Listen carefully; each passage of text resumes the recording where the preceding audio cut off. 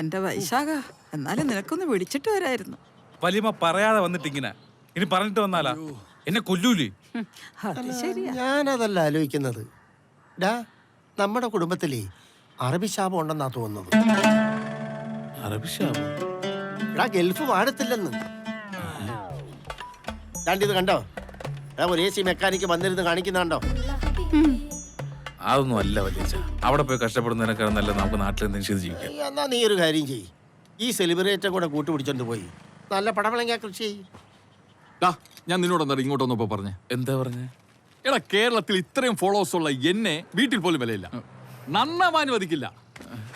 രക്ഷപ്പെടുമ്പോഴോ വാ. അത്രക്കുണ്ടാടാ? 6 വർഷം കൊണ്ട് 650 ഫോളോവേഴ്സ്. മരിക്കുന്ന മുമ്പേ അത് 1000 ആയാൽ മതിയായിരുന്നു.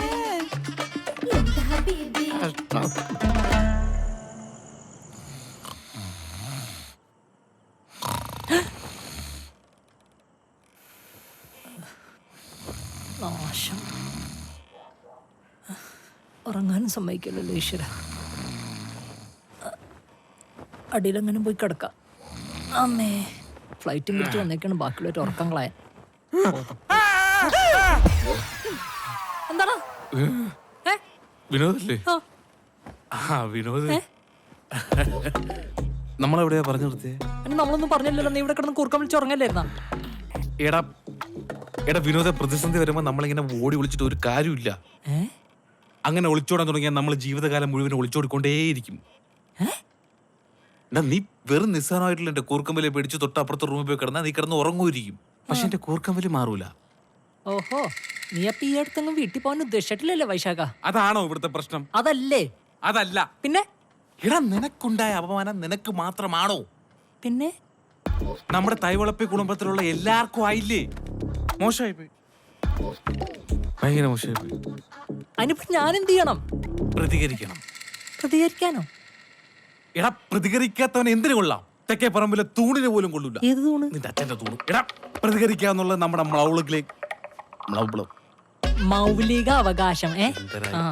അതാണ്. അതുകൊണ്ട് നീ പോരാടണം. ഞാൻ ഉണ്ട് നിന്റെ കൂടെ എപ്പോഴും, എന്തിനും എന്തിനെങ്കിലും. നീ ഉറങ്ങിയാലും ഞാൻ ഉണർന്നിരിക്കും. എനിക്ക് വേണ്ടി, നിനക്ക് വേണ്ടി. നീ അത് മറക്കരുത് വൈശാഖ. നീ പറഞ്ഞതിലും കാര്യമുണ്ട്. തുടങ്ങി.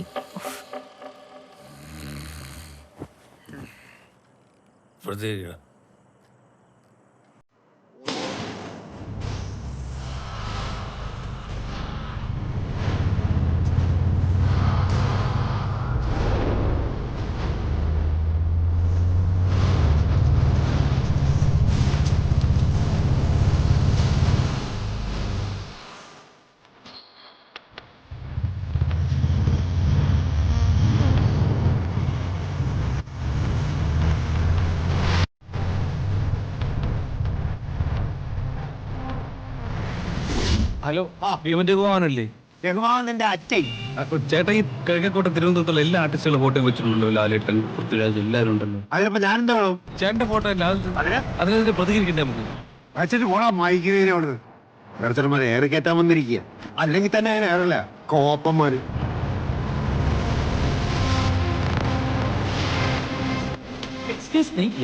ഇവിടെ നമുക്ക് 2 ദിവസത്തിന് പറ്റിയ റൂം ഉണ്ടോ? സർ, AC ഉണ്ട്, നോൺ AC ഉണ്ട്, സൂട്ട് റൂം ഉണ്ട്. ഇതിലേതാ വേണ്ടേ? ഒരു 3000. 1000 രൂപ താഴെയുള്ള എന്തെങ്കിലും മതി. 800 ഒരു റൂം ഉണ്ട്, അത് മതിയോ? മതി. ടെക്നോളജിയാ. ഞാൻ തന്നെ ക്യാച്ച് ചെയ്താ. ഒന്നുകൂടി ക്യാച്ച്. താമസിക്കാതെ നമ്മൾ ഇവിടെയും പ്രതികരിക്കട്ടെ. നോക്കരുത്, എത്ര തോന്നും.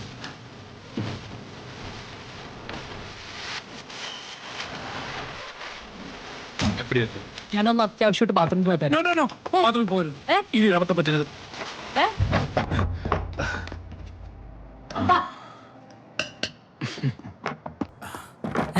ഹുക്കുണ്ട്. ഹുക്ക് ഞാൻ